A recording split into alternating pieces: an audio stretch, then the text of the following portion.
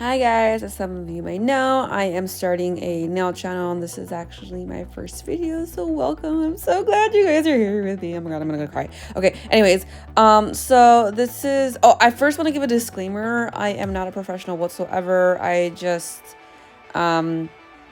like to paint my nails and I like to have them done and I don't like to spend a lot of money on them. So I've been doing this for roughly around, since COVID started actually, so I decided to start doing my own nails. So this is pretty much how I know how to do them. None of them. Some of it's probably not correct, but at least my nails are done at the end of the day. So yeah, that's all I have to say.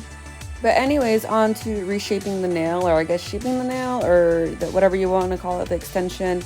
I wanted to show this nail here because I added it, or not added it, but I kind of did it crooked. So I'm trying to straighten it out. Luckily, it's stiletto, so you can kind of like move the point around a little bit. But yeah, the extensions I'm using, they're from Prey. I'm using the extra long stiletto, and I personally like to have my tips a little bit more pointy than how they come. So I usually just have to reshape them and make them a little bit pointier. This is normally my last step for reshaping. I normally just kind of scrape them on the side in one direction once they're shaped, just so that they're kind of even. I know you're supposed to do that with your natural nails, so I don't know, keep the same energy for your extensions.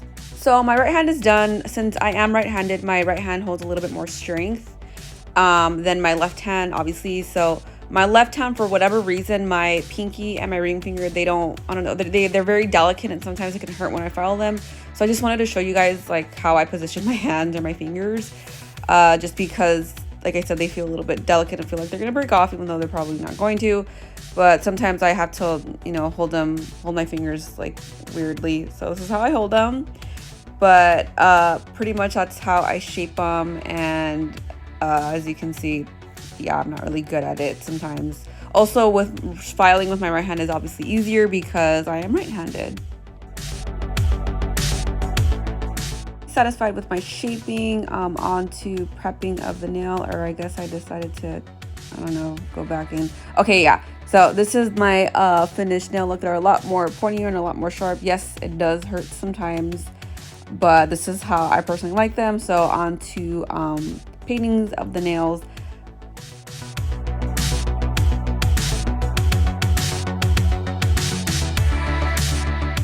I guess I'm starting this off kind of like a makeup tutorial. Remember, like when people used to do like, oh my god, like this is the look I'm gonna do. So stay tuned for how I did the look. And it's usually like one eye. So yeah, this is how it's gonna be with my left hand that's already done, because it's a lot easier to do than my right hand. And I'm gonna start off with the Apres gel top coat. Apres, a lot of the times, like they're kind of the only brand I trust when it comes to nail extensions. They have an amazing top coat, so I just figured the base coat was gonna work amazing as well. I've tried other base coats from like Amazon and they ended up peeling, so that's why I just decided just to stick with this one. I know Apres can be a little bit on the pricier side, but all in all, I've always had amazing quality with Apres, which is why I'm using it. Also, I would like to think I'm pretty prepared because I have like a nail bag and everything that's like pink and it's super cute. But I did forget my wax pen to pick up my rhinestones, and I did forget something else that is really important that you guys will see later on in the video. But because of that, I had to completely change my whole design. I did want white because right now we're in the holidays. So I luckily brought some extra things, and I just decided to go with like this crushed pearl. I don't know what you would call this, like this crushed chrome finish type of I don't know, nail design, or I don't know what you would call this, but I ended up really liking the look, even though it wasn't what I wanted. So as always, with nails, they're always just temporary, so I wasn't too mad about it. But I was kind of like, okay, you know what, don't get mad at yourself, this is your first video. I even think the setup is kind of weird, as you can see on is that my left? Yeah, so my left, that's my leg, so I was doing everything on the floor. Normally I put everything on like a table or like my vanity. I happen to be at my boyfriend's house right now, so that's why I was doing it like on a tray, and I had my phone positioned really, really weird. So that's why I guess I was queuing right now. I'm sorry, I'm getting really distracted. I need to chill. Sometimes I'm like watching my video. I do this a lot when voice messaging. But anyways, I guess right now I am curing my nails, and So this is what I meant when I was gonna say, like, I forgot something really important. So I think they're called lint-free wipes. I got some pink ones. They're super, super cute. I had cotton pads though, so I could soak off my nail. And to be honest with you guys, I was actually skipping this step, like wiping with an alcohol thing. I was actually skipping it, and I guess I see a better application. Well, you know what? I don't get a lot of transfer in my polishes, or I'm sorry, my gel polishes, which is kind of good. But anyways, onto this step because I know I'm rambling. This is just a set that I got on Amazon. It's a white color. As you can see, it's pretty transparent. I didn't want like a full-on white. If you guys want a very opaque, like starch white type of color, I do definitely recommend the French tip from Apres. That one is like overwhelmingly white. I use that one for my French tips, but I wanted something a little bit softer, a little bit more milky looking, so I do have this color. And as you can see, sometimes it can backfire on you because now you can see the streaks, which is fine because I think the chrome that I had kind of disguised it pretty well. Which, by the way, if you have any mistakes, I feel like glitter and crushed chrome and like little texture looking things kind of hide mistakes pretty well. So that's just what I found. So I hope that's a good tip for you guys. Oh yeah, so going back to what I was saying about the cotton pads, I did buy, like I said, lint-free wipes, and that was the one thing I forgot. And normally with wipes that are cotton, you get like little fuzzies, and they're really annoying to just get caught on your nail, just because, you know, when you're drilling, you're doing all these weird things, you create texture on your nail, and it snags on things, and cotton is definitely one of those things, like cotton pads. And when it ends up on your nail and you paint over it, sometimes you miss it and you paint over it, and then you see it, and it's really annoying because it comes up on your design. My thumb, actually, I just cured it like that, and it's like textured really nasty right there, and I just decided to leave it. You can't really tell too bad because, like I said, I have the crushed pearl, or like the crushed chrome on it. You can't tell too bad, so it doesn't look crazy, but you know, that's always one thing that I was like, damn, this is gonna suck, which it ended up not working out the way I wanted to. Obviously, as you can see, there's like one fuzzy that's on the tip of my nail, and I should have gotten it, but I guess I got lazy. I don't know, that's one thing that you guys don't want to do and things like this, is be lazy. And then right here, I'm wiping the edges with like a dry brush. For whatever reason, gel kind of wipes from your skin off fairly well. And this nail right here, my right index finger, I applied it a little bit higher than the rest of my nails on accident, and now I'm paying the price for it. So I'm trying to, like, hopefully maybe I can drill that off in the future, but it's not a good look. That was the first time I ever did that, so I'm looking at it now and it looks kind of ugly. So I think I might drill it off in the future. But yeah, surprisingly, at least for me, I don't know, in the future of the video, you're gonna see that I like got some of my fingers and I cured it, and it was like annoying to remove.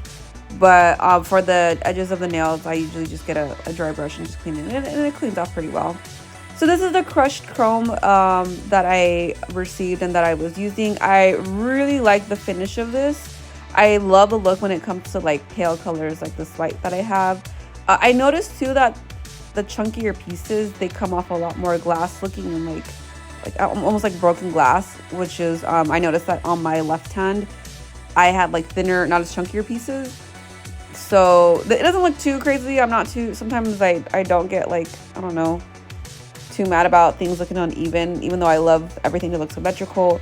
I guess this time I wasn't trying to be like perfect, especially with this video, it being my first video. But yeah, this, like I said, this is one of the options that you could use when you're trying to hide mistakes, which I kind of had a little bit in this look. I will be making a video soon of my whole Gel-X application, because I always get people asking me like, oh, can you do my nails? Or they're like, oh, your nails are good, I bet you paid like, oh my god, like $300. And I'm like, no, I did it myself. And then they're like, can you do mine? I'm like, hell no, I don't want to do your freaking nails. Like, it's like a freaking long-term thing, you know? Like, you can't just, it's not like hair where you can put it down or wipe off makeup.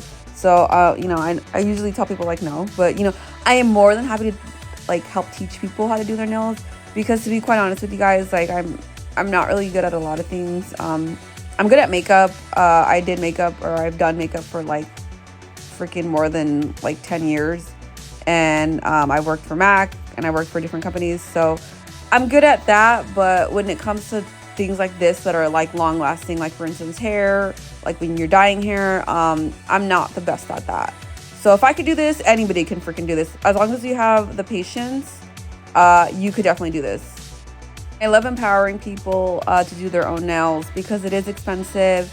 And the person that inspired me to do my own nails actually was really encouraging me because I was like, no, like I'm scared of the drill. And she's like, dude, it's really hard to mess up gel X. I think you should just do it.